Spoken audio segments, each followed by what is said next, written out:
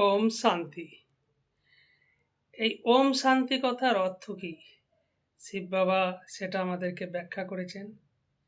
শিব বাবা বলেছেন ওম শান্তি, অর্থাৎ অহম আত্মা শান্ত স্বরূপ।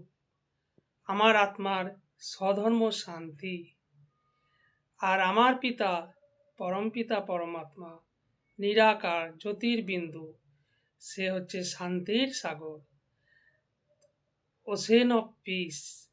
আর আমরা ওশেন অফ পিসের বাচ্চা আত্মা শান্ত স্বরূপ। তো শিব বাবা আমাদেরকে বলছে যে তোমরা সবসময় শান্ত অবস্থায় থাকবে, কারণ তোমাদের আত্মার স্বধর্মই শান্তি। কিন্তু তোমরা বডি কনসাসনেস বা দেহভানে থাকার জন্যে নিজের ধর্মকে ভুলে গেছো। তো তোমরা আবার স্বধর্মে স্থিত হও, নিজের স্মৃতিচারণা করো যে আমার আত্মার ধর্ম শান্তি, আর আমি আসলে একটা আত্মা, আমি আত্মাই অ্যাক্টর, আত্মাই পাঠধারী।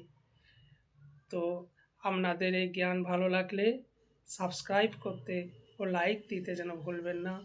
ওম শান্তি।